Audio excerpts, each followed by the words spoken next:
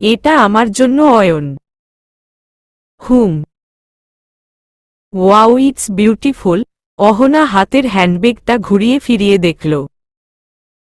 Purple is my favourite colour.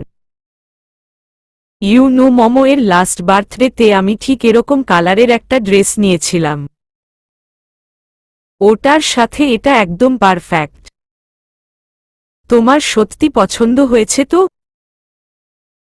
Of course, তুমি আমার জন্য গিফট কিনেছ আর আমার পছন্দ হবে না?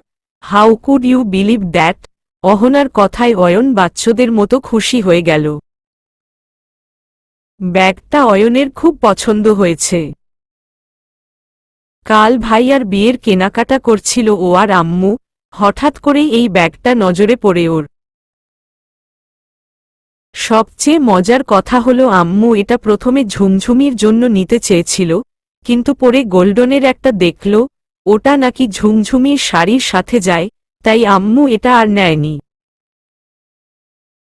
অয়ন আর দেরি করেনি, চট করে পাশে দাঁড়ান সেলস বয়ের হাতে দিয়ে বলেছে সোজা র্যাপিং করে দিতে, আর ওটার বিলটাও যেন আলাদা হয়।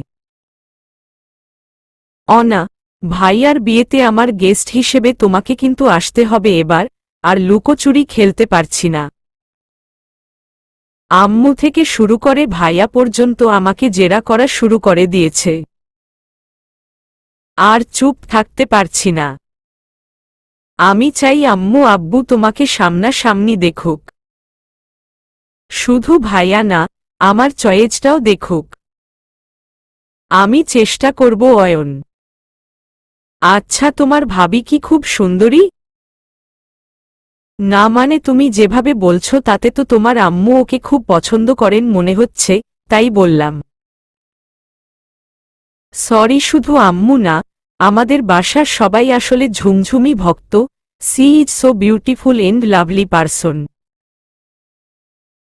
ঝুমঝুমির সবচেয়ে বিশেষ গুণ হচ্ছে সে যখন তখন বিনা নোটিশে লাল টুকটুকে টমেটো হয়ে যেতে পারে। সো তুমি তাকে সসের অল্টারনেট হিসেবে খাবারে ইউজ করতে পারো।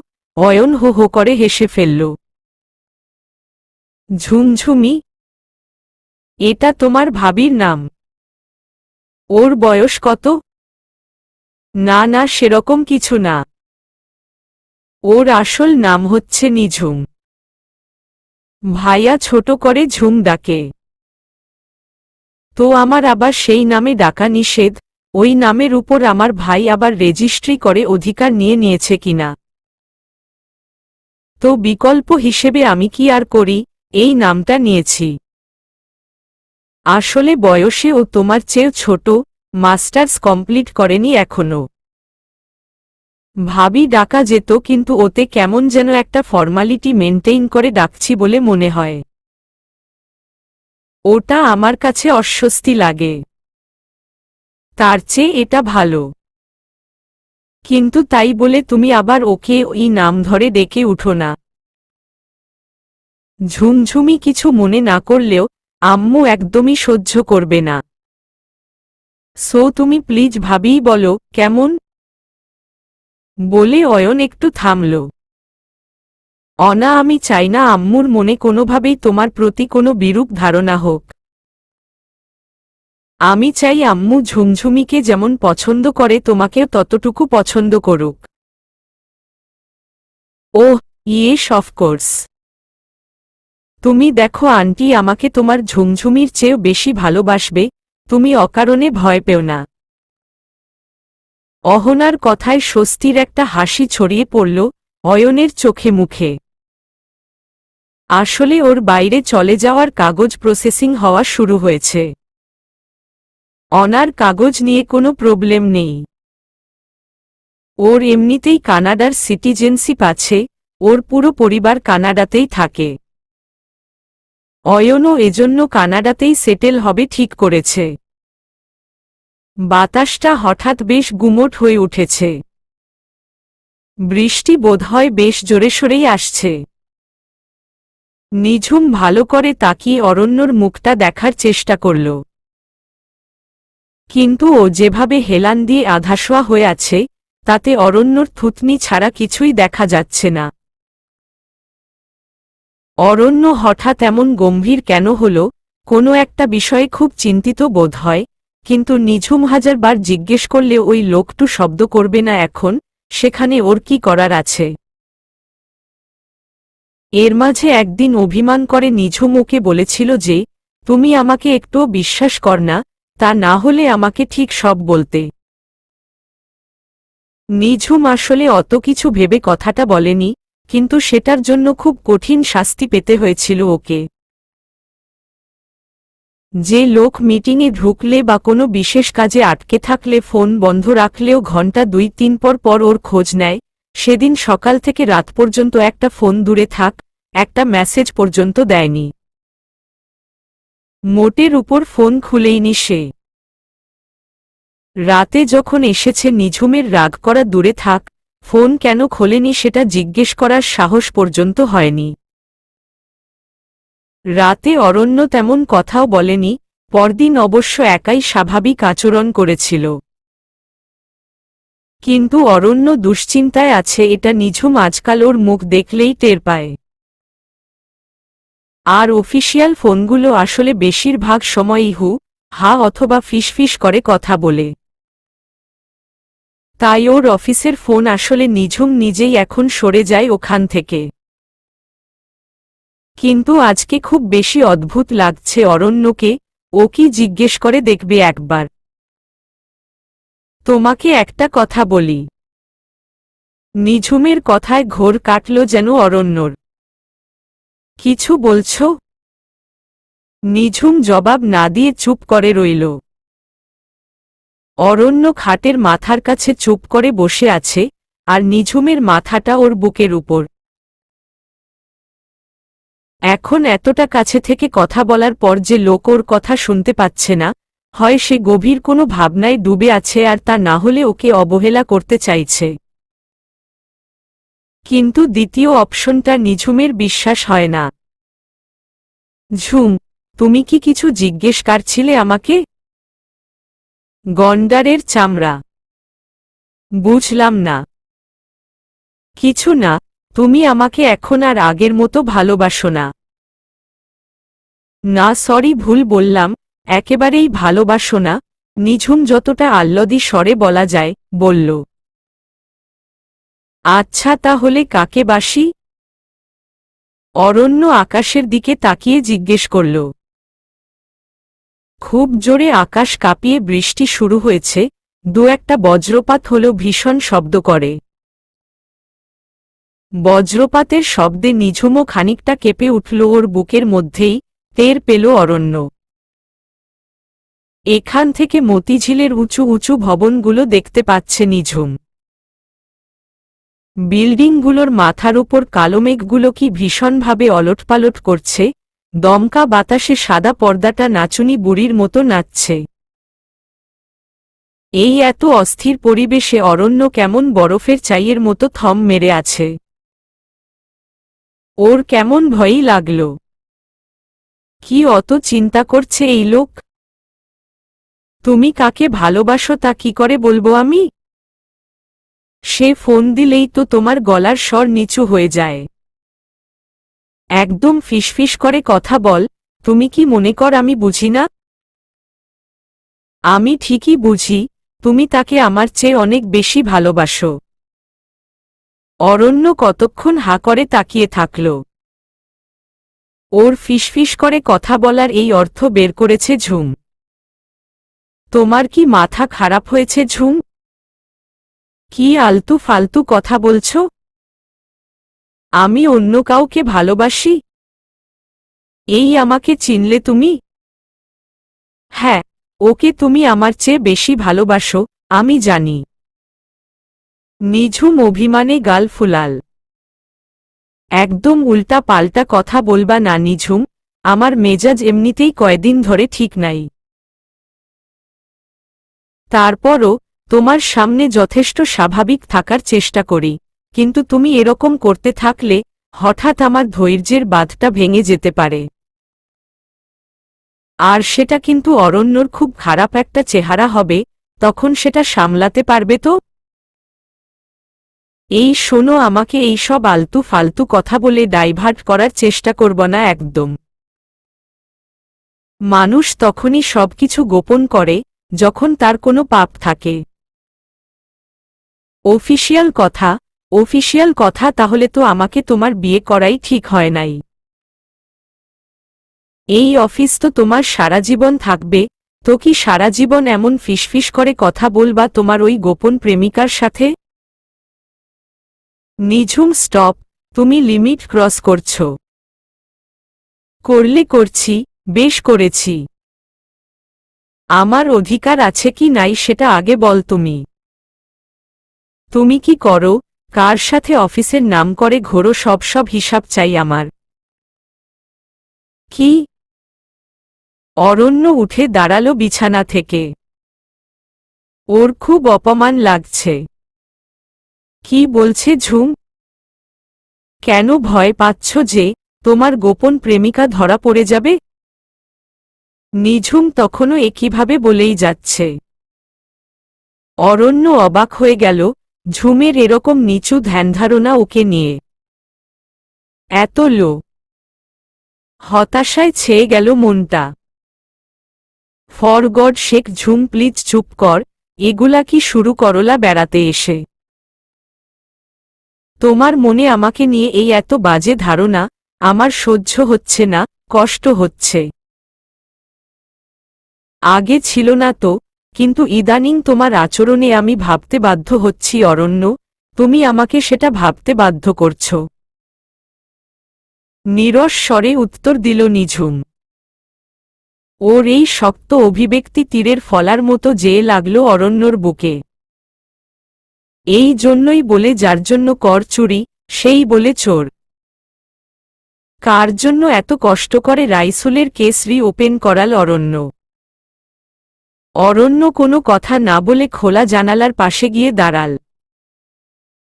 বৃষ্টির ছিটে আসছে জানালার ফাঁক দিয়ে, ওর গায়ের পাঞ্জাবিটা একটু একটু করে ভিজছে, তারপরও অরণ্য ওখানে দাঁড়িয়ে রইল। এই মুহূর্তে ওর মনের অবস্থা ওই গর্জে ওঠা আকাশের চেয়েও ভয়ঙ্কর। নীল বিচ্ছুরিত আলোর ঝলকানিতে আকাশের এই মাথা থেকে ও মাথা যেন চিরে যাচ্ছে। গাছের পাতাগুলো ছুটছে এলোমেলো, পাগলা হাওয়ায় সওয়ার হয়ে। অরণ্য প্রবল ইচ্ছে হচ্ছে ওই আকাশের মতোই প্রচণ্ড আঘাতে ছিন্নভিন্ন হয়ে যেতে, ঝরা পাতার সাথে উড়ে যেতে দূরে বহুদূরে। নিঝুম কেন ওকে ভুল বুঝবে, কেন ও ওকে বিশ্বাস করছে না, নাকি অরণ্যই ভুল করেছে ওর ঝুমকে চিনে নিতে? কিন্তু ওয়ে বড় ভালোবাসার, ভয় লাগে অরণ্যের, ওর মোমের পুতুল আঘাত পেয়ে গলে না যায়। ঝুমকে কষ্ট দেওয়ার কথা ভাবতেই পারে না ও। কিন্তু সেই মোমের পুতুলই যে আগুনের সাথে সন্ধি করেছে।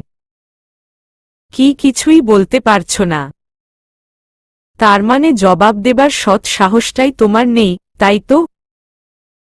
কি জানতে চাও তুমি? কার সাথে প্রেম করে বেড়াচ্ছ?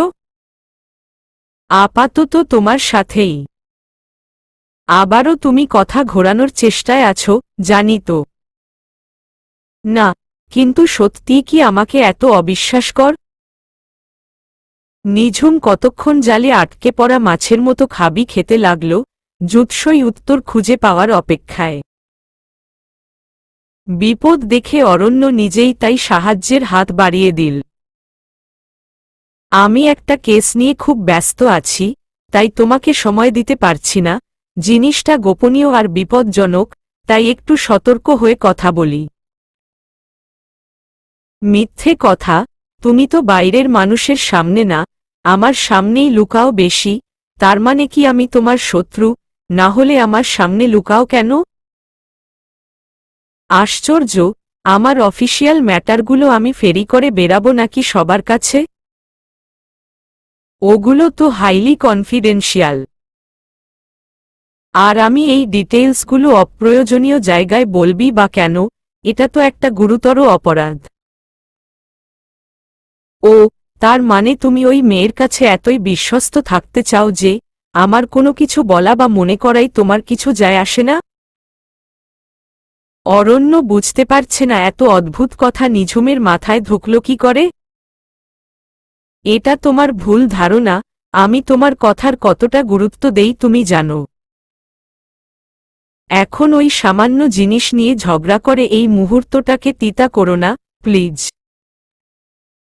এমনি অনেক দূর গড়িয়েছে ব্যাপারটা। ঠিক আছে থাক, তোমার ভালোবাসার লোকের নিন্দা তো আমি করিনি, তবুও তোমার ব্যথা লাগছে সেজন্য দুঃখিত। কথাটা বলেই বালিশে মুখ লুকাল নিঝুম। মেয়েটা কি কাঁদছে? অরণ্য কেমন যেন কিংকর্তব্যবিমূঢ় হয়ে গেল। নিজের কাজের প্রতি বেশি বিশ্বস্ত হতে গিয়ে কি শেষে ঝুমকেই দুঃখ দিয়ে ফেলল। কিন্তু ঝুমের জন্যই না আবার এত কষ্ট করে পুরানো ওই কেসটা রিওপেন করালো। নিঝুমকে ওই অত লোকের সামনে কিভাবে অপমানিত হতে হয়েছিল, অরণ্য কিছুতেই সেই মুহূর্তের কথা ভুলতে পারে না, সব সময় চোখের সামনে ঘুরতে থাকে। ওই ব্যথা ভরা চোখের ভাষা এখনো ওর পিছু ছাড়ে না। আর ওর জীবনে প্রেম আসি আসি করে এতই দেরি করে আসলো যে এখন সোজা মালা বদল করা ছাড়া অন্য কোনো উপায় ওর জানা নেই, সেটা প্রমাণ করার নেই। ঝুম, আমার কথা শোনো।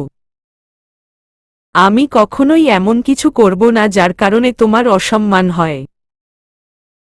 আমি তোমার কাছে আমার ব্যক্তিগত জীবনের কোনো কিছুই লুকাইনি, আর তোমার যদি আরও কিছু জানার থাকে আমাকে সরাসরি সেটা জিজ্ঞেস কর।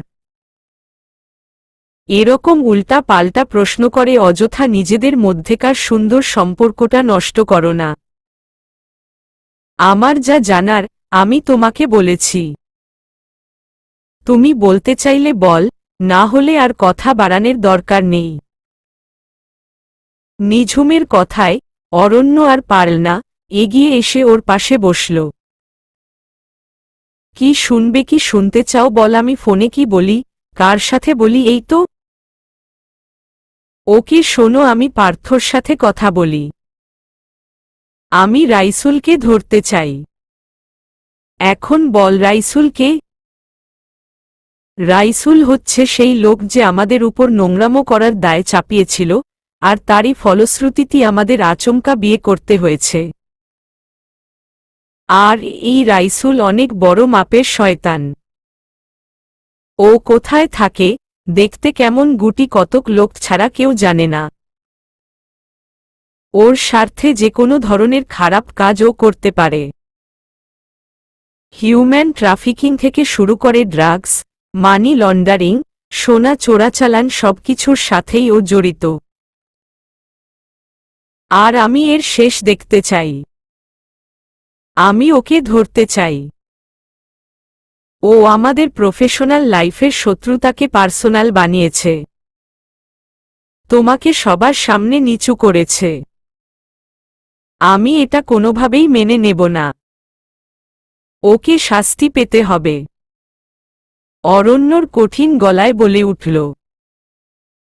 আর এই শাস্তিটা ওই লোককে দিবে? নিঝুমের স্বরে হালকা টিটকিরির আভাস। আমি দিব। আমি আর পার্থ একসাথে এই অপারেশনে কাজ করছি। কিন্তু এই কেসটা অনেক বিপজ্জনক। রাইসুল ব্যাপারটা টের পায়নি এখনো, কিন্তু পেয়ে যাবে। আর তখন ও আমার কাছের মানুষদের ক্ষতি করতে চাইবে, এটা নিশ্চিত। কারণ ওরাই আমার দুর্বলতা। আর এ কারণেই আমি চাইনি তোমরা এ বিষয়ে কিছু জান। কারণ জানলে তোমাদের উপর ওর আগ্রহ আরও বাড়বে। আর তুমি এমনিতেই টপ লিস্টে আছো, আমি খবর পেয়েছি, আমার সোর্স আমাকে জানিয়েছে। আর তার চেয়েও বড় কথা, আমি প্রমাণ পেয়েছি। ওর লোকজন কুয়াকাটায় আমাদের চারপাশে ছিল। কি বলছো তুমি? সত্যি ওর লোক ছিল ওখানে? হুম ছিল। আর সেজন্যই তোমাকে টেনে হিচড়ে নিয়ে আসতে হয়েছে আমাকে কুয়াকাটা থেকে। সরি, আমি বুঝতে পারিনি। আমি জানি সেটা, কিন্তু আজ আমার খুব কষ্ট হচ্ছে। তুমি আমাকে এত ছোট মনের ভাবলে? আমি ওরকম বিপাকে পড়ে বিয়ে করেছি বলেই বোধহয় ওরকম ভাবতে পারলে আমাকে, তাই না? ক্যারেক্টারলেস একটা ছেলে। অরণ্যর চোখ দুটো ছলছল করছে। নিঝুম ওকে কি করে বোঝায়, ও ওকে এক বিন্দু অবিশ্বাসও এখন আর করতে পারে না। কিন্তু এই কথাগুলো জানা ওর জন্য ভীষণ জরুরি ছিল। আমি কি তাই বলেছি? আমি বলছি তুমি কার সাথে ঘোরো? নিঝুম এখন কি করে? হ্যাঁ, তো বউ আছে যার, সে যখন অন্য মেয়ের সাথে ঘোরে সে নিশ্চয়ই ভালো চরিত্রের লোক না। আচ্ছা সরি, কিন্তু আমি মোটেই তোমাকে খারাপ ভাবিনি। আর হ্যাঁ, আমি একটু খানি অভিনয় করেছি, না হলে তো তুমি মুখে কস্টেপ দিয়ে বসে থাক। আমি কি করব? মানে মানে আমি এমনি জিজ্ঞেস করলে তুমি জন্মেও বলো তা না। তাই তোমাকে একটু রাগায় দিচ্ছি আর একটু ব্যথাও দিচ্ছি। আর সেজন্য অনেক অনেক দুঃখিত। ও তার মানে এটা তোমার প্ল্যান ছিল? অরণ্য এবার সত্যি রেগে গেল। সব কিছুকে এত ছেলেখেলা কেন মনে করে নিঝুম? সরি, আমি কি করব? তুমি একা একা দুশ্চিন্তা করে করে মুখটা ভুতুম পেঁচার মতো বানায় ফেলতেছ। আমার আর সহ্য হয় নাই, সরি। নিঝুম ঠোঁট ফুলিয়ে বলল। কিন্তু অরণ্য এখন সেই রকম রাগ হচ্ছে, বউ ওকে ব্লাফ দিল। মুখটা অন্যদিকে ঘুরিয়ে নিল ও।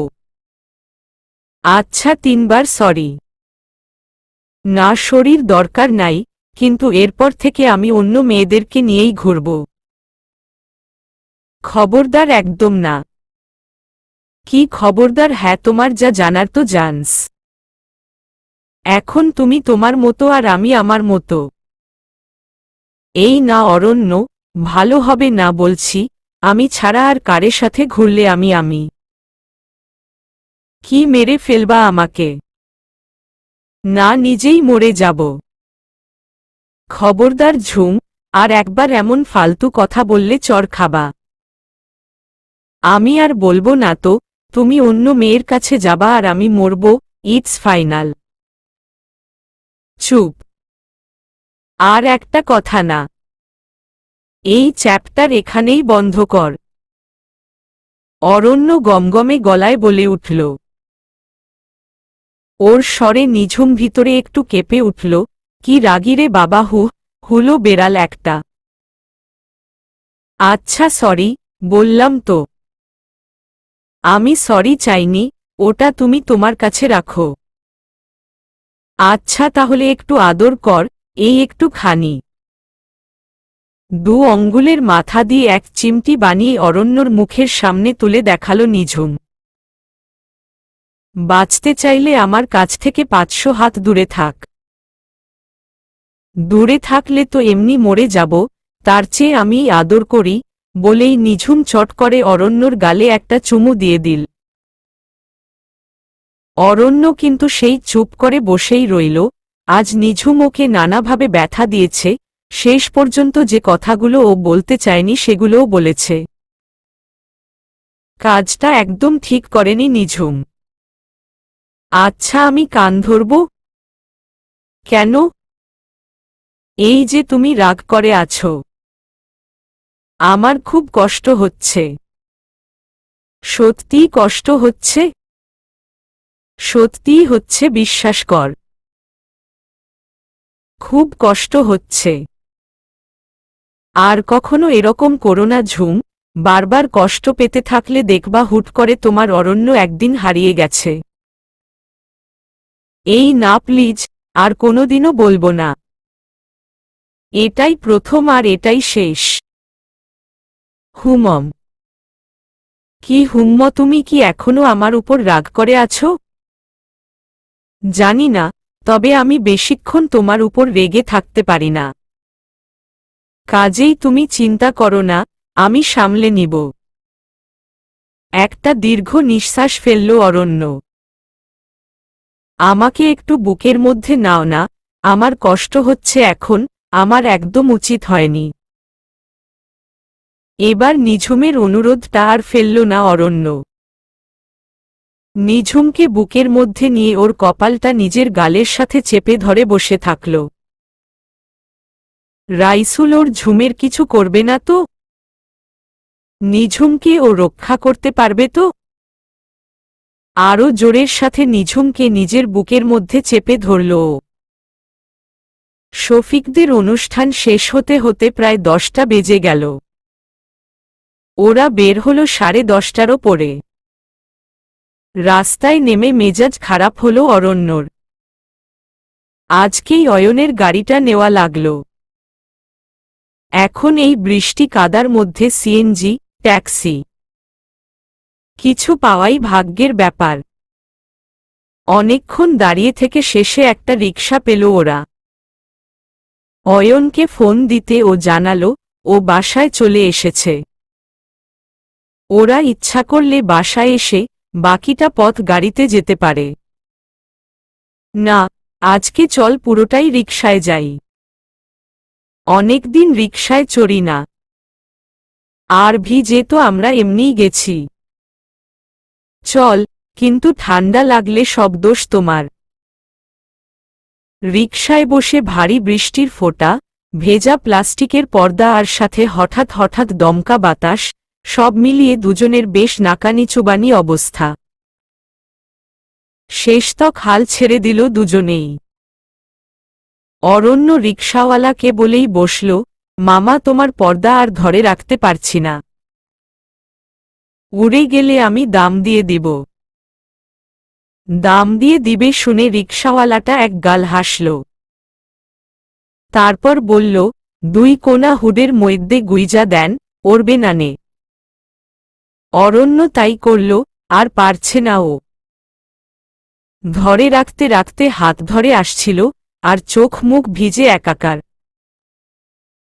হাত খালি হতেই নিঝুমের কোমরটা আঁকড়ে ধরল অরণ্য। নিঝুম টের পেতেই চোখ পাকাল। কি হচ্ছে কি? হাত সরাও। মোটেই না, আজ এমনি একবার মাফ করেছি, এরপর ত্যারিবেরি করলে ডবল ফাইন দিয়েও কাজ হবে না বলে দিলাম। তখন আবার আই অ্যাম সরি বললে কাজ হবে না। অসভ্য। পরক্ষণেই ওই কথার জন্য শাস্তি পেতে হল নিঝুমকে। হাত দিয়ে কানের লতিটায় হাত বুলাতে লাগল নিঝুম।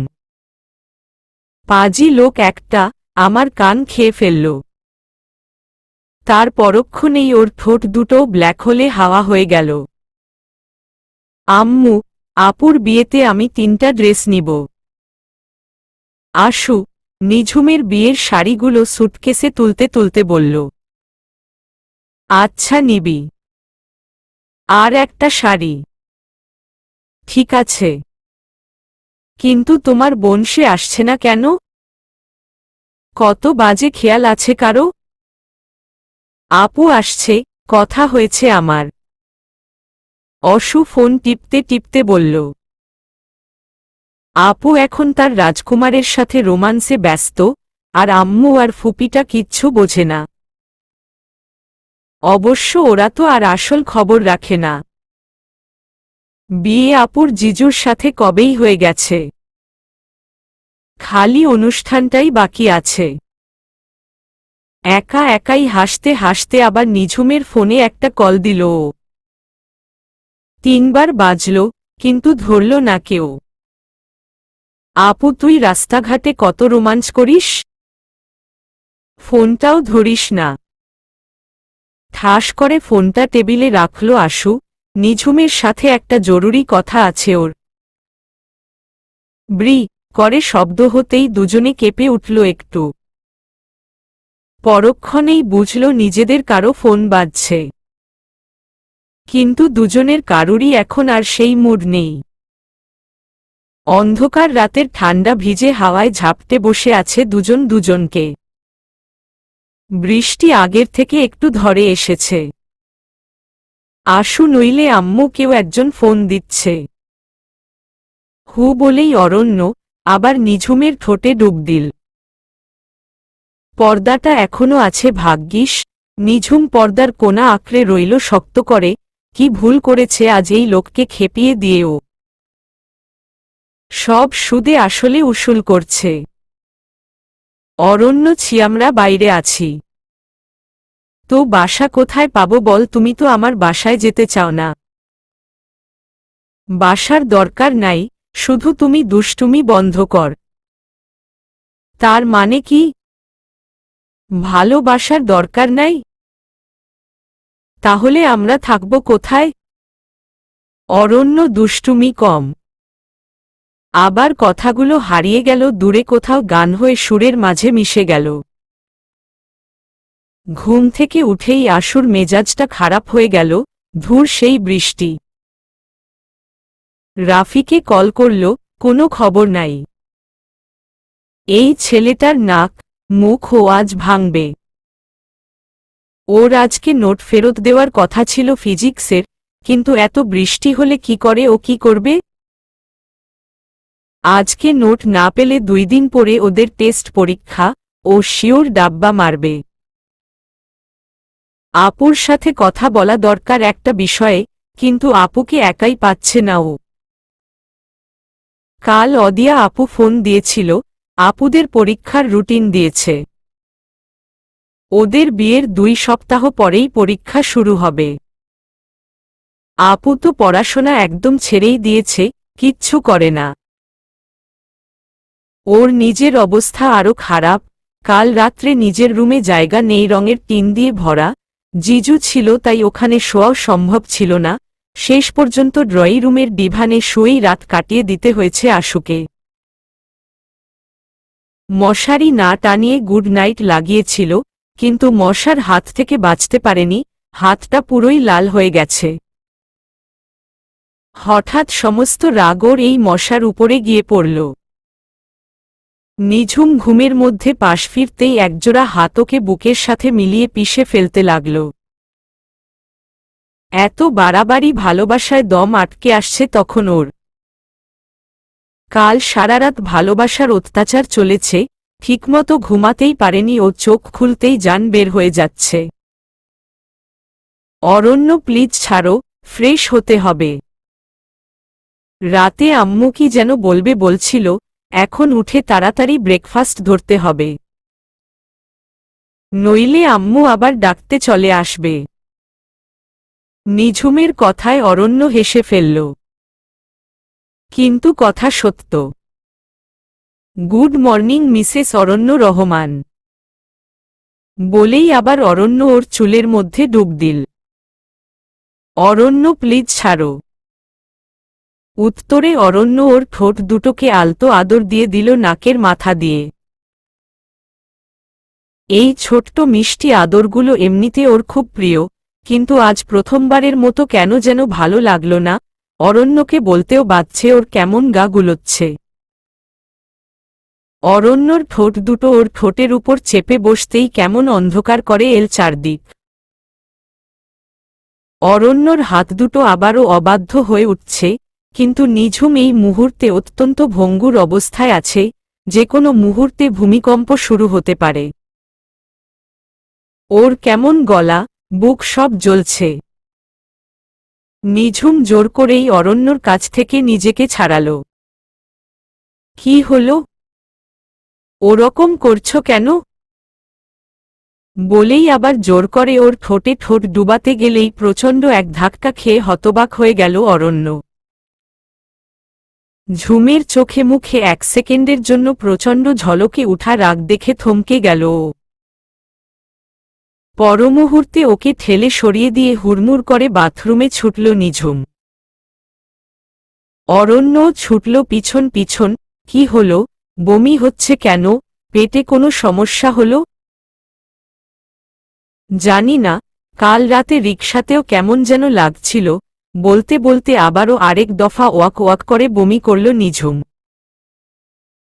তাড়াতাড়ি ওর চুলগুলো ধরে উঁচু করে ধরল অরণ্য।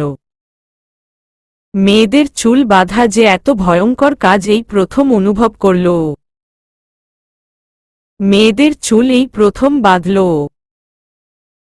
অয়ন মাঝে মাঝে আম্মুর চুল বেঁধে দেয়, ওর তাই একটু আধটু অভ্যেস আছে। কিন্তু অরণ্যর এই বিদ্যে একটুও নেই। বহু কষ্টে নিঝুমের চুলগুলো কোনোমতে পেঁচিয়ে খোপা করার চেষ্টা করল ও, কিন্তু কয়েক মুহূর্ত পরেই সেটা আবার খুলে গিয়ে থোকায় থোকায় ঝুলতে লাগল। কালকের বিরিয়ানি খেয়ে প্রবলেম হলো না তো? আমি কালকে একদম 1 চামচ নিয়েছিলাম। বিরিয়ানি, চকলেট কেকটা পছন্দ বলে কেকটা 2 পিস খেয়েছি নাবিলা ভাবিকে বলে। কিন্তু ওতেই বোধহয় সমস্যা হয়েছে। নিঝুম বাথরুমের মধ্যেই বসে পড়ল পেট চেপে। ওর মাথা কেমন ফাঁকা ফাঁকা লাগছে। আরও হবে মনে হয়। গলা ছিলে গেছে, কি বিশ্রী লাগছে, তিতা তিতা। অরণ্যর গায়ে ভর দিয়েই বিছানায় এসে বসল নিঝুম। শোন, বিকেলে তোমাকে ডাক্তারের কাছে নিয়ে যাব, রেডি থেক। কিন্তু আম্মু যদি যেতে না দেয়? আমি অনুমতি নিয়ে নিব। এবার নিঝুম একটু হাসল। অরণ্যর নিজের কথা বা কাজের প্রতি এই দৃঢ় বিশ্বাসটা ভীষণ ভালো লাগে ওর। বাড়তি কোনো কথা নেই, আমি অনুমতি নিয়ে নিব আর নড়চড় হবার কোনো রাস্তা নেই। আর ঠিক করেও ফেলে কি করে যেন।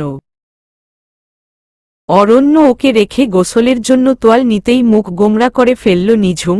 কি খারাপ একটা লোক। আমার কি ভীষণ বমি পাচ্ছিল আর তখন জোর করে চুমু খাচ্ছিল। আর আমার এখন চুমু খেতে ইচ্ছে করছে আর উনি পালাচ্ছে, স্বার্থপর একটা লোক। এখন তো বউ দেরি হয়ে যাবে, 8:10 বাজে। রেডি হয়ে কায়দা করে শ্বশুরবাড়ি থেকে বের হতে আমার যত কায়দা কানুন করা লাগে, চোর ধরার অভিজ্ঞতা না থাকলে সেটা পারতাম না। সাথে তোমাদের গেটের সামনের দোকানদারকে 7 দিন পরপর পয়সা দিয়ে হাতে রাখতে হয়, তোমার আব্বু আম্মুর সামনে মুখ না খোলার জন্য, তাও আমি স্বার্থপর। আমি ওসব জানি না, আমার আদর চাই উমম। নাকি আমি বমি করছি তাই তোমার ঘেন্না করছে? এর পরের অবস্থার জন্য ঝুম নিজেই দায়ী। খাল কেটে কুমির ডেকে নিয়ে এসেছিল ও। পাক্কা আধা ঘন্টা পরে ছাড়া পেল অরণ্যর হাত থেকে। ওকে ছেড়ে অরণ্য গোসলে ঢুকতেই নিজেকে ঠিকঠাক করে নিল নিঝুম। রুমানা কি করবেন বুঝতে পারছেন না। নিঝুম ইদানিং এত দেরি করে ঘুম থেকে উঠে যে ওনার টেনশন হয় যে মেয়ের বিয়ের পর কথা শুনতে না হয়। উহ, বিরক্ত মুখেই সিঁড়ি ভাঙতে লাগলেন রুমানা। কাল তিনি আর আশু মিলে বেশ কতগুলো শাড়ি কিনেছেন, জর্জেট, শিফন, সিল্ক। এগুলো একটু রাফ ব্যবহারের জন্য। যদিও অরণ্যর মা খুব ভালো ব্যবহার করেন, তবুও বাড়ির বউ প্রথম প্রথম কিছুদিন শাড়ি পরুক, সব শাশুড়িরা চায়। লোকজনের তখন বউ দেখার ধুম পড়ে যায়। রুমানার এখনো মনে পড়ে শাহেদের সাথে বিয়ের 1.5 মাস পরে গ্রামে শ্বশুরবাড়িতে গিয়ে কতরকম অদ্ভুত মন্তব্য শুনতে হয়েছিল তাকে। এর মধ্যে সবচেয়ে বেশি শুনতে হয়েছিল এই শাড়ি পরা নিয়ে। রুমানা তখন সবেমাত্র ম্যাট্রিক দিয়েছেন। ভালো করে কুচি দিতে পারতেন না। কুচি সব প্যাচিয়ে পেটের কাছে পোটলা হয়ে যেত। কেউ কেউ মন্তব্য করত আর বাকিরা খিল খিল করে হাসত। শাহেদের কাছে ওগুলো নিয়ে অনেক কেঁদেছিলেনও। শাহেদ শুনে মুচকি হেসে জড়িয়ে ধরে বলতেন, তুমি বুঝতে পারছ না, ওরা যে তোমার মতো হাইহিল পরে হাঁটতে পারে না, সেই শোধটা ওরা তোলে। আর উনিও সেটা বিশ্বাস করে ঠান্ডা হয়ে যেতেন। নিঝুমের বেলায় যে তার কিছুই ঘটবে না এটা একেবারে নিশ্চিত করে বলা মুশকিল। আসমা যথেষ্ট যত্নশীল বাচ্চাদের প্রতি, আর নিঝুমকে আদরও করেন যথেষ্ট। অরণ্য ছেলেটাও মনে হয় বেশ ভালোই। বিয়ে ঠিক হবার পর থেকে নিঝুমের প্রতি বেশ আগ্রহী মনে হয়, খেয়ালও করে। এখন ভবিষ্যতে কি হবে সেটা আল্লাহই জানেন। একটা জিনিস নিয়েই ইদানিং মন খটখট করে ওনার, সেটা হলো অরণ্যর এই চাকরিটা, বিপজ্জনক একটা চাকরি। প্রায়ই দেখা যায় দীর্ঘ সময়ের জন্য যোগাযোগ বন্ধ রাখে অরণ্য। নিঝুম তখন বেশ অদ্ভুত আচরণ করে। খাওয়া দাওয়া বন্ধ করে চোখ মুখ ফুলিয়ে ফেলে। রুমানার ভয় হয় মেয়েটা ভালোবেসে কষ্ট পাবে না তো। শাহেদের উপর রাগ হয়, মেয়ের জন্য সাধারণ চাকরি করা কোনো ছেলে বের করতে পারত না ইচ্ছে করলে।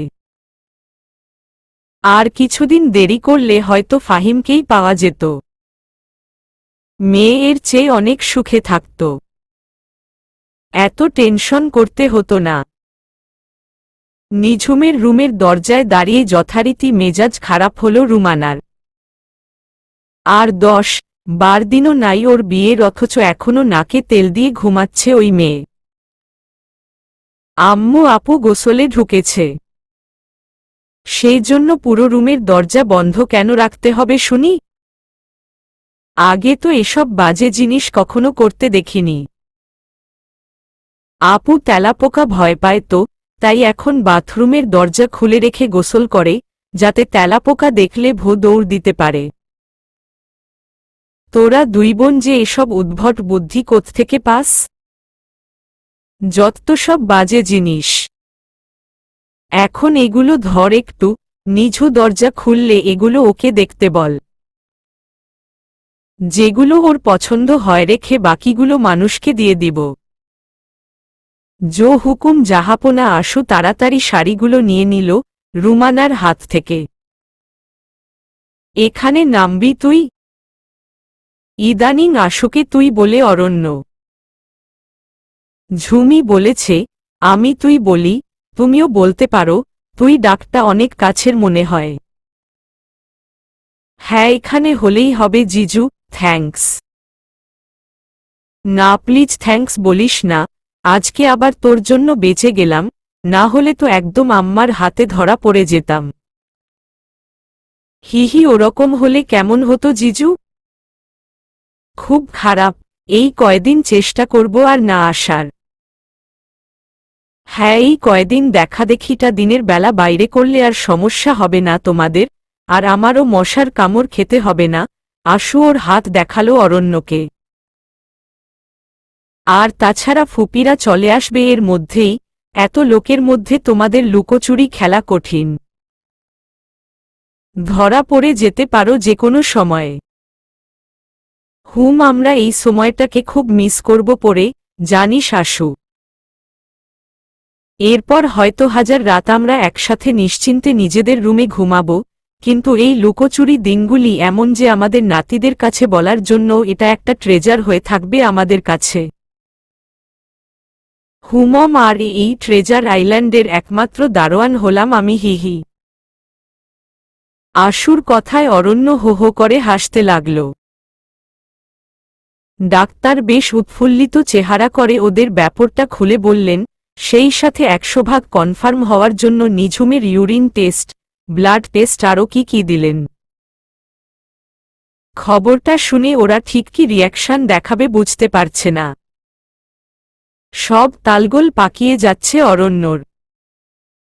ঝুম তুমি কি ওষুধটা খাওনি? খেয়েছিলাম তো। তাহলে আমি কি করে বলবো? ওদের আলাপ শুনে ডাক্তার সরাসরি জিজ্ঞেসি করে বসলেন ওদের, সরি এটা কি আনওয়ান্টেড বেবি? কতদিন হয়েছে বিয়ে হয়েছে আপনাদের? 1.5 মাস। ওহ, তাহলে তো একদমই নতুন। জি। আপনারা কি চিন্তিত? না আসলে ঠিক তা নয়, ওকে আসলে বিয়ের পর এখনো তুলে নিয়ে আসিনি, বুঝতেই পারছেন। হ্যাঁ, কিন্তু আমার পরামর্শ হলো বাচ্চাটাকে আসতে দিন। এখন যদি অ্যাবর্শন করান, পাপ তো হবেই, সাথে এমনও হতে পারে যে 1000 দৌড়াদৌড়ি করেও পরে বাচ্চা কনসিভ করতে পারছেন না, এরকম কেস অনেক ফেস করতে হয় আমাকে। না না, আমরা অ্যাবর্শনের কথা চিন্তাই করিনি, কিন্তু অবাক হয়ে গেছি, এটা সত্যি। অরণ্য নিচু স্বরে বলল। মিসেস রহমান, আপনি কি টাইমলি ওষুধটা নিয়েছিলেন? আমি মনে করতে পারছি না, নিঝুম ভয় পাওয়া গলায় বলল। হুমম, যাই হোক, কিছু একটা গড়বড় হয়েছে নিশ্চয়ই, কিন্তু এখন আপনারা আপনাদের বিবেক আর বুদ্ধির পরিচয় দিবেন এটাই আশা করি। জি ডক্টর, আমরা বেবিকে দুনিয়ায় আসতে দিতে চাই, আমাদের ভুল ও কেন ভোগ করবে? আপনি প্লিজ ওর কিছু লাগলে বরং লিখে দিন। অরণ্য এবার দুর্বলতাটা ঝেড়ে ফেলে দিল, ওদের অবৈধ বাচ্চা তো নয় যে ওর মুখ লুকাতে হবে। আমিও তাই আশা করব, অবৈধ সন্তান যখন নয় তখন নিজেদের বাবা মা হবার সুযোগ দিন। ডাক্তার নীলুফার ওনার প্রেসক্রিপশন লিখার প্যাডটা টানতে টানতে বললেন। তুমি কি আমার উপর রাগ করেছ? নিঝুমের কথায় অরণ্য গভীর এক চিন্তার রাজ্য থেকে ছিটকে বেরিয়ে এল যেন। এতক্ষণ ও যেন একাই এক নিস্তব্ধ মহাদেশে ঘুরে বেড়াচ্ছিল। নিঝুমের কথায় কেমন একটা মন খারাপ করা সুর। কেন অরণ্যর মন খারাপ এরকম মনে হবে কেন? না তো, হঠাৎ এমন কেন মনে হলো তোমার? তুমি কেমন মন খারাপ করে বসে আছো? আই অ্যাম সরি, তুমি তো ওষুধ পর্যন্ত এনে দিয়েছিল, আমিই ভুল করে খাইনি, সব দোষ আমার। পুরো গাড়িটা বেশ জোরের সাথে একটা ঝাঁকুনি দিয়ে থেমে গেল। তার মানে তুমি ওটা খাওনি? অরণ্যর গলার স্বর এমন বিস্ময় মাখানো যে নিঝুম ভয় এতটুকু হয়ে গেল। আমি ভুলে গিয়েছিলাম, পরে মনে হলে খেয়েছিলাম, কিন্তু ততক্ষণে ৭২ ঘন্টা পার হয়ে গিয়েছিল। ঝুম, তুমি এত দায়িত্ব জ্ঞানহীন কি করে হতে পারো? আমি ডক্টরের কাছে শুনে জিনিসটা নিয়ে গেলাম আর তুমি জাস্ট ভুলে গেলা। সরি, আমার মাথা থেকে বের হয়ে গিয়েছিল পুরো ব্যাপারটা। কুয়াকাটা যাওয়ার আনন্দে সব গুবলেট হয়ে গিয়েছিল। নিঝুম অরণ্যর দিকে এক ঝলক তাকিয়েই তাড়াতাড়ি চোখ নামিয়ে নিল। খুব ভালো, এইবার পাহাড়ের সমান পেট নিয়ে ঘুরে বেড়াও। আমার কি? এই তুমি আমাকে ভয় দিচ্ছ কেন? নিঝুম অভিমানে ঠোঁট ফুলাল। সেই কখন থেকে মুখ অন্ধকার করে আছে অরণ্য। ভয় আর আমি? কি যে বল না, উল্টো ঝটকা তো তুমিই আমায় দিলে। হতাশ সুরে বলল অরণ্য। বিয়ের ২ মাস গেল না আর তুমি বাচ্চা বানিয়ে ফেললে। আমি বুঝতে পারছি, আমি খুব বোকার মতো একটা কাজ করে ফেলেছি। কিন্তু এখন কি করব বুঝতে পারছি না। কি আর করবা, খানিক পর পর বমি করবা, বান্ধবীরা সব বিয়ের পর এখানে ওখানে ঘুরতে যাবে, তুমি তখন বাচ্চার ন্যাপি পাল্টাবা, এমনকি হানিমুনে যেয়েও তুমি অসুস্থ হয়ে পড়তে পারো। চিবিয়ে চিবিয়ে কথাগুলো বলল অরণ্য।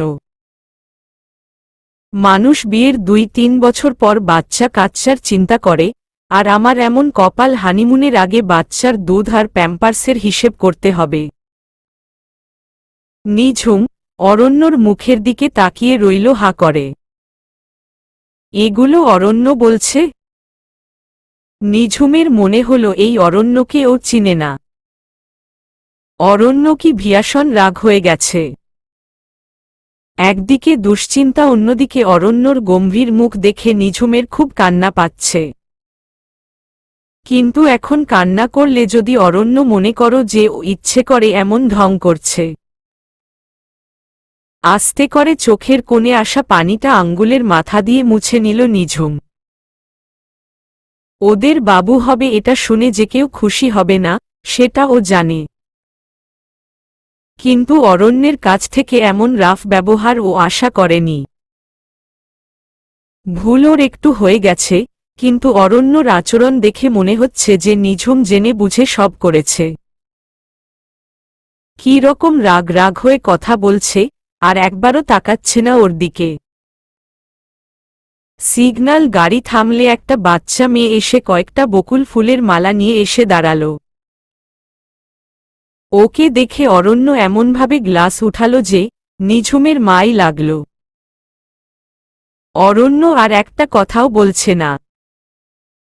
স্টিয়ারিংটা এমনভাবে ঘোরাচ্ছে যে পারলে মনে হয় আছড়ে ভেঙে ফেলত।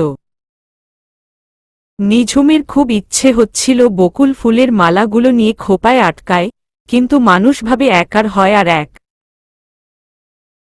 সত্যি বলতে অরণ্য যেভাবে কথা বলছে তাতে বিয়ের আগে হলে কি করত ও জানে না। কিন্তু এখন নিজেকে সার্কাসের কোনো প্রাণী মনে হচ্ছে।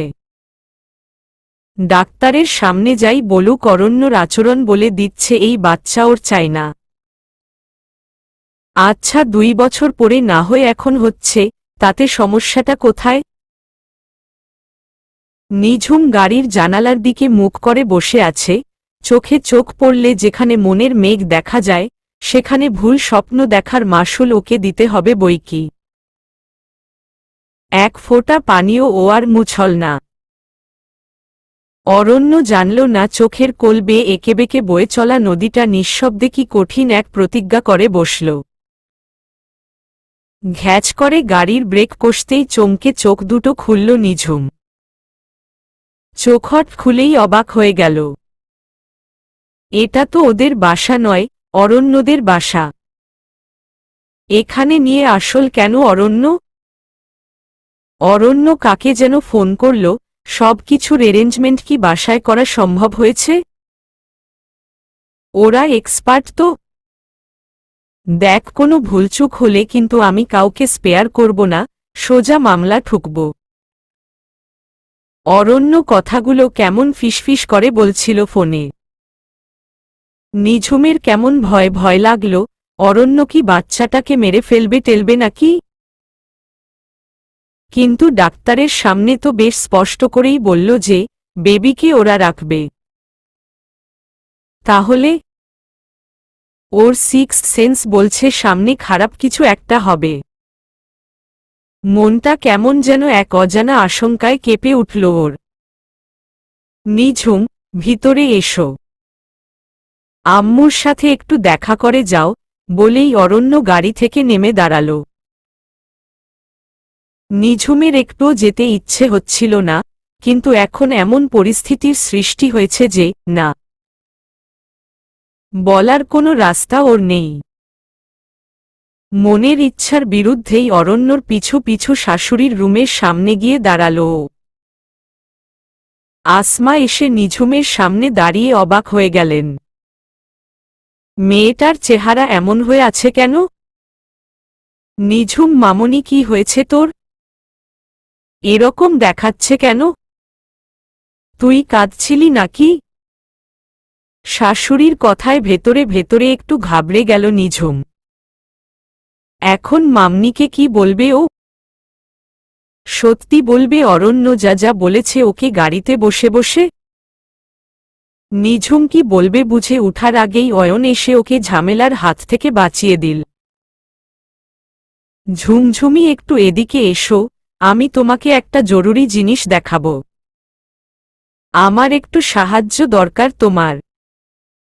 নিঝুম অয়নের পিছে পিছে ওর রুমে গেল। আসার সময় অরণ্য ওর শাশুড়িকে একপাশে টেনে কি যেন বলছে মনে হল। আচ্ছা ওরা সত্যি সত্যি বাচ্চাটাকে মারার প্ল্যান করছে না তো? এটা দেখত ঝুমঝুমি। অয়ন নিঝুমের সামনে সুন্দর রুবির একটা সেট বের করল। কেমন এটা? এটা কার? নিঝুমের মনে হচ্ছে এটা অনা নামের সেই মেয়েটার জন্য কিনেছে অয়ন। তারপরও জিজ্ঞেস করল, আন্দাজে কিছু বলা ঠিক না। ঝুমঝুমি এটা না একটা সিক্রেট আর এই বিষয়ে আমার না তোমার হেল্প চাই। আমার হেল্প? হুমম তুমি খুব সহজে আম্মু আর ভাইয়াকে এ ব্যাপারে ম্যানেজ করতে পারবে। কোনো ব্যাপারে? ঝুমঝুমি আমি একটা মেয়েকে খুব ভালোবাসি। ওর নাম অহনা আফরোজ, আমি শর্ট করে অনা বলি। আমার বিশ্বাস ওকে দেখলে তোমার ভালো লাগবে। আমার সাথে পরিচয় হয়েছে এই ব্যাংকের জবের মাধ্যমে। ও ইন্টারভিউ দিয়েছিল বা সিলেক্ট হয়নি, এখন আর একটা ব্যাংকে ঢুকেছে। তুমি প্লিজ আমাকে একটু হেল্প করবে আম্মু আর ভাইয়াকে ওর ব্যাপারে বলতে। ঠিক আছে। Oh thanks, you are a sweetheart. আচ্ছা, ওর সাথে তোমার একদিন পরিচয় করিয়ে দিব। আচ্ছা। ওয়েট এক সেকেন্ড, বলেই নিজের মোবাইল ওপেন করে একটা বেশ সুন্দরী এক মেয়ের ছবি বের করল অয়ন। মেয়েটা আসলেই অসম্ভব সুন্দরী, মেয়েটার হাসিতে আভিজাত্য ফুটে উঠেছে। চোখ দুটোই নীলচে আভা। ওর চোখ দুটো অমন বিদেশিদের মতো নীল কেন? ঝুমঝুমি, অনার আম্মু স্কটল্যান্ডের আর বাবা বাংলাদেশী। অনার যখন ৮ বছর তখন ওনাদের ছাড়াছাড়ি হয়ে যায়। তারপর থেকে ও বাবার সাথেই আছে। ওহ আচ্ছা।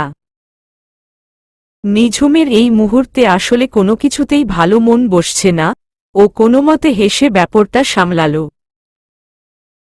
মাথা পুরো ফাঁকা হয়ে আছে ওর। অরণ্য কি এমন আলাপ করছে ফিসফিস করে? আমি এখন ও ঘরে একটু যাই, আম্মুকে ফোন করে জানাতে হবে যে আমি এখানে। ও শিওর, অয়ন হাসল। তাহলে কি ধরে নিব হেল্পটা আমি পাচ্ছি? নিঝুম হাসল, নিশ্চয়ই। নিঝুম ডাইনিং রুমের কাছাকাছি এসে দেখল অরণ্য ডাইনিং রুমের দরজায় পিঠ রেখে বুকের উপর আড়াআড়িভাবে নিজের হাত দুটো বেঁধে রেখেছে। মুখটা এখনো আগের মতোই চিন্তাক্লিষ্ট আর গম্ভীর। ওকে এগিয়ে যেতে দেখে নিজেই নিঝুমকে জিজ্ঞেস করল, কি কথা শেষ হল? হুমম। তাহলে এদিকে এসো। অরণ্য আর কথা না বাড়িয়ে ওর নিজের রুমের দিকে চলে গেল। নিঝুমের শরীর মন দুটোর কোনোটাই আজ চলছে না। কালকের মতো আজও কি বৃষ্টি হবে? আজও কি অরণ্যর সাথে ওভাবে রিকশায় বাড়ি ফিরবে নিঝুম? আজও কি হিমালয়ের বিশালতা দিয়ে ওকে কাছে টানবে প্রিয় পুরুষটা, নাকি বিরক্তিতে ওকে দূরে ঠেলে দিবে?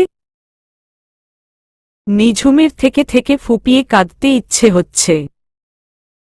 ও কি তবে ভুল একটা মানুষকে এতটা সম্মান আর ভালোবাসা দিল?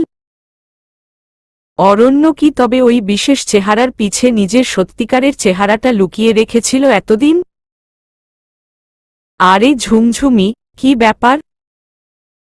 তোমার কি খারাপ লাগছে? বসবে? না না, আমি অরণ্যর পিছনে পিছনে, আসলে ওই ডেকেছিল। হ্যাঁ সেই তো, তুমি আসছো না দেখেই ভাইয়া বলল তোমাকে ও ঘরে নিয়ে যেতে। ওরা সবাই মিলে কোনো একটা ষড়যন্ত্র করছে না তো? নিঝুম ভয়ার্ত চোখে অয়নকে দেখল। নাহর মুখ তো খুব স্বাভাবিক। অরণ্যের ঘরের দরজায় পা দিয়ে আরেক দফা কেঁপে উঠল নিঝুম। পুরো ঘরটা একদম ঘুটঘুটে অন্ধকার, আর মধ্যেখানে উঁচু কিছু একটার চারপাশে কয়েকজন মানুষ দাঁড়িয়ে আছে গোল হয়ে।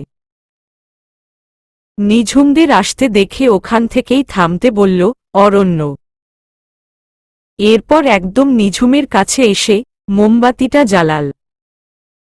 মোমবাতির মৃদু আলোয় গাটা একদম ছমছম করছে নিঝুমের। আশেপাশে দাঁড়ান মানুষগুলোর ছায়া লম্বা হয়ে কেমন একটা ভুতুড়ে পরিবেশের সৃষ্টি করেছে। ভয় পা দুটো ঠকঠক করে কাঁপছে নিঝুমের, কপাল দিয়ে দরদর করে ঘাম পড়ছে। ওর বাচ্চাটাকে বোধহয় এরা বাঁচতে দিবে না, বৈধ হয়েই বাকি লাভ হল। এই মুহূর্তে অরণ্যর হাত ছাড়িয়ে কোথাও দৌড়ে পালাতে পারলে বেঁচে যেত বাচ্চাটা। কিন্তু আশেপাশের ছায়াগুলো ক্রমশ ঘিরে ধরছে ওকে। নিঝুমের মনে হল ও জ্ঞান হারাচ্ছে। প্রচণ্ড কানফাটা তালিতে ঘোর কাটল নিঝুমের। চোখটা খুলতেই আলোয় আলোয় ধাঁধিয়ে গেল চারদিকটা। কে যেন প্রচণ্ড মমতা নিয়ে আঁকড়ে আছে ওকে। পাশে তাকিয়ে ভীষণ অবাক হলো নিঝুম। আম্মু। হ্যাঁ রে নিঝু, তুই এত খারাপ মেয়ে, আমার জানা ছিল না। আমি তোর এত পর হয়ে গেছি তাও তো জানতাম না। এই দুদিনের চেনা দায়িত্বজ্ঞানহীন ছেলেটা এখন তোর এত বিশ্বাসের হয়ে গেছে আজ প্রথম জানলাম আমি। আসমা আপা ফোন না দিলে সত্যি সত্যি কত কিছুই জানতে পারতাম না। আম্মু সরি, আমি ভয় তোমাদের কিছু বলিনি। আম্মু প্লিজ আপিকে মাফ করে দাও, আশু অপরাধীর সুরে বলে উঠল। তুমি তো এরকমই বলবে, তোমারও কঠিন বিচার করব আমি। রুমানার কথায় চুপসে গেল দুই বোনই। রুমানা আজ আর ওদের বকো না, দোষ শুধু ওদের না, আমারও হয়েছে। আমিও তোমাকে বলিনি। মনে করেছি বিয়ের অনুষ্ঠানের পর পরই তোমাকে বলে দিব। কিন্তু ঘটনা এভাবে প্যাঁচকায়ে যাবে বুঝিনি। আমরা সবাই অপরাধী তোমার, আমাদের ক্ষমা করে দাও বোন, মনে অভিমান রেখো না। তার চেয়ে আমাদের স্বপ্ন সত্যি হচ্ছে। আমরা একটা ছোট্ট ফুলকে পাব, তার জন্য নতুন বাবা মাকে বরং অভিনন্দন জানাই। আসমার কথায় এতক্ষণে যেন স্বাভাবিক হয়ে আসল নিঝুম। তাই তো, ঝট করে আশপাশটা নজরে আসতেই চোখগুলো বড় বড় হয়ে গেল ওর বিস্ময়ে। অসংখ্য বেলুন দিয়ে ভরে ফেলা হয়েছে রুমটাকে। মাঝে একটা টেবিল রাখা হয়েছে, তাতে মিডিয়াম সাইজের একটা কেক। আর টেবিলের ওপাশে পুরো ঘটনার নায়ক অপরাধীর মতো ঘাড় গোজা করে দাঁড়িয়ে আছে।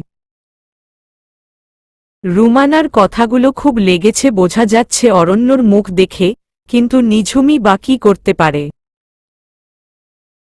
আন্টি প্লিজ দুঃখটা ভুলে যান, দেখুন আমার ভাই কেমন অপরাধীর মতো মাথা নিচু করে দাঁড়িয়ে আছে। ওদের আর বকবেন না। ওই পরিস্থিতিতে ওরা যা ভালো মনে করেছে সেটাই করেছে। আর পরে ভয় আপনাদের কিছু বলতে পারেনি। কিন্তু কোনো কিছু অস্বীকার তো করছে না ওরা, প্লিজ ওদের মাফ করে দিন। অয়নের কথায় রুমানা আর কথা বাড়ালেন না, কিন্তু ব্যাপারটা কি করে সামাল দিবেন বুঝতে পারছেন না। ওর ফুপুরা শুনলে তো একদম ওনাকে খেয়ে ফেলবে। শুধু বিয়ে তো নয়, বাচ্চার মাও হয়ে গেছে নিঝু। রুমানা চুপ করে মূর্তির মতো দাঁড়িয়ে রইলেন। শাহেদ আর রায়হান সাহেব এতক্ষণ চুপচাপ দাঁড়িয়ে দেখছিলেন। রুমানাকে থামতে দেখে রায়হান সাহেব নিজেই নিঝুমের কাছে এগিয়ে এলেন। আর বকাবকি, মন খারাপের দরকার নেই। আর 10-12 দিনও নেই, আমরা আমাদের মেয়েকে নিয়ে আসব। বেআইন যদি আরও বকেন তাহলে আমার বাড়ির বউ আমি আজকেই রেখে দিব কিন্তু। রায়হান সাহেবের কথায় রুমানা সাহেব দম্পতিসহ সবার মুখেই একটু একটু করে হাসি ফুটল এবার, সেই সাথে একটু স্বস্তিও। আরে ঝুমঝুমি দেখি হাসতেও জানে, আমি তো মনে করেছি বিনি পয়সায় এই মেয়ে খালি কাঁদতে জানে। ভাস্তি হলে ঠিক কাঁদুনি বুড়ি হবে একটা দেখে নিও মা। অয়নের কথায় এবার দুষ্টু মিষ্টি হাসির একটা লহর বয়ে গেল পুরো ঘরটা জুড়ে। এরপর আস্তে আস্তে আবার বিয়ে বাড়ির আমেজে ফিরে এলো ওরা।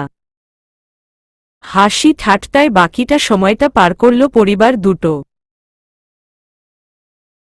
চোখে মুখে পানি দিয়ে অরণ্যর ঘরের সামনে গিয়ে দাঁড়ালো।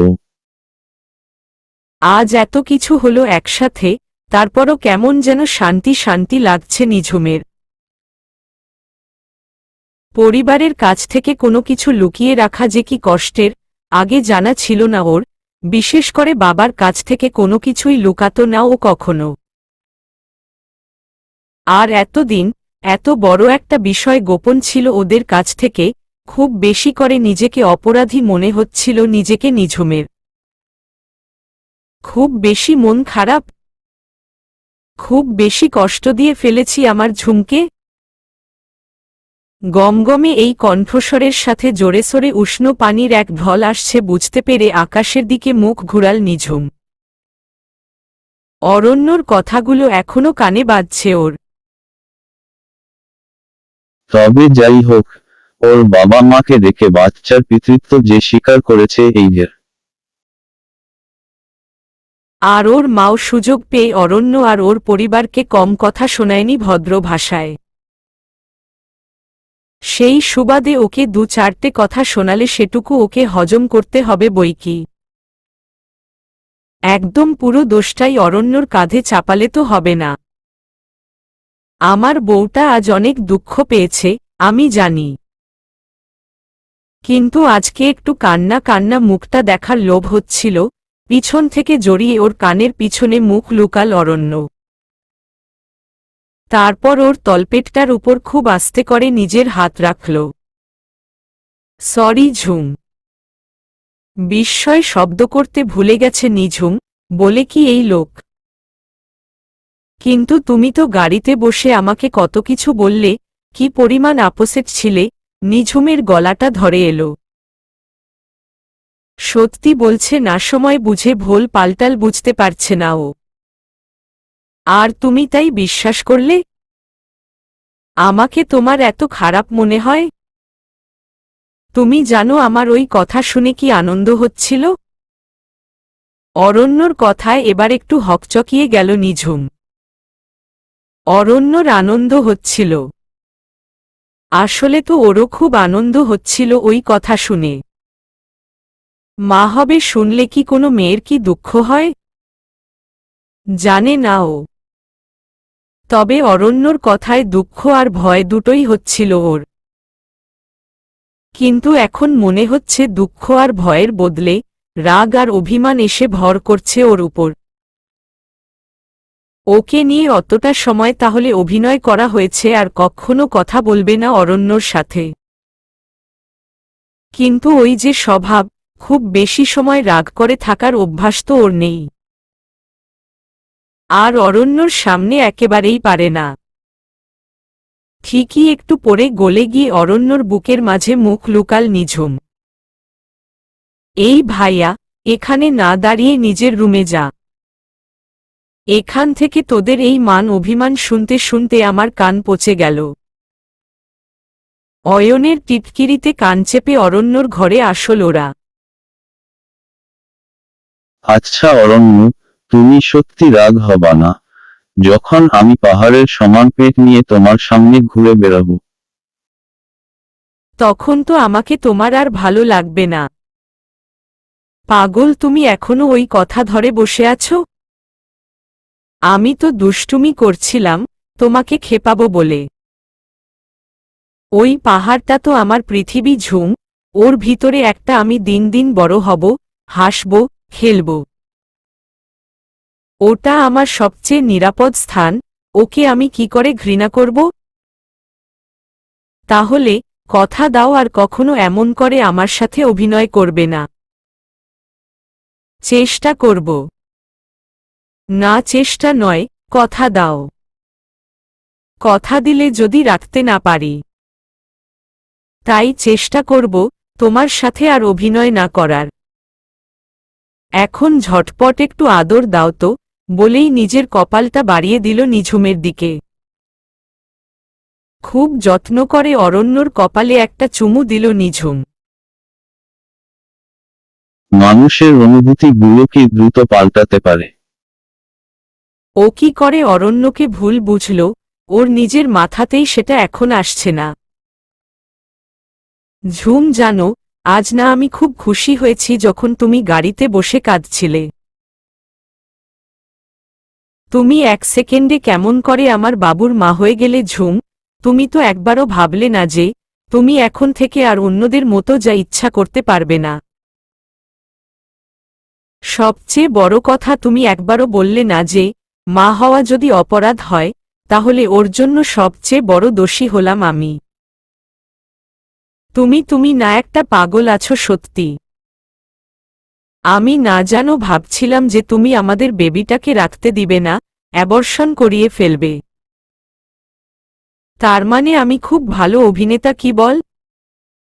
নিঝুমের পেটটায় আরেকবার হাত রাখল অরণ্য। কি আজব, ওর অংশ আরেকটা শরীরে বড় হবে, কেমন আজব না? কোনো সন্দেহ নাই, বাট আর কোনোদিন এই রকম অভিনয় করলে আমি তোমাকে কোনোদিনও মাফ করব না। এই কান ধরলাম। অরণ্য সত্যি করে দুই কান টেনে ধরল ক্লাসের দুষ্টু ছেলেদের মতো। ওরকম করতে দেখে অনেক কষ্টে হাসি চাপল নিঝুম, পাগল কোথাকার। নিঝুম যখন বাসায় ফিরে যাবার জন্য বাবা মায়ের সাথে গাড়িতে উঠল, অরণ্যর চোখ দুটো তখনও নিঝুমের পিছু ছাড়ছিল না। আজ ওদের জীবনের একদম অন্যরকম একটা অধ্যায় শুরু হল। লুকোচুরি দিন বুঝি ফুরিয়ে এলো। এক চিলতে হাসি একটু একটু করে একই সুতোর টানে দুজনকেই আষ্টেপৃষ্ঠে জড়িয়ে ফেলেছে। এই সুতো ভালোবাসার, ভালো লাগার। অরণ্যদা ব্যস্ত? না তো পার্থ কেন? না, অনেকবার কল দিয়েছি, ধরছিলেন না। আসলে আজ শ্বশুর, শাশুড়ি, বউ, শালি সব একসাথে এসেছিল, তাই ফোনটা সাইলেন্ট করে রেখেছিলাম। কোনো বিশেষ খবর? জি, ভাবিরা যে বিউটি পার্লারে বুকিং দিয়েছে, ওটা চেঞ্জ করান। অন্য কোনটা ঠিক করতে করতে বলেন বা আপনি ঠিক করেন, সুপারি দেওয়া আছে। হুমম ঠিক আছে। চলবে।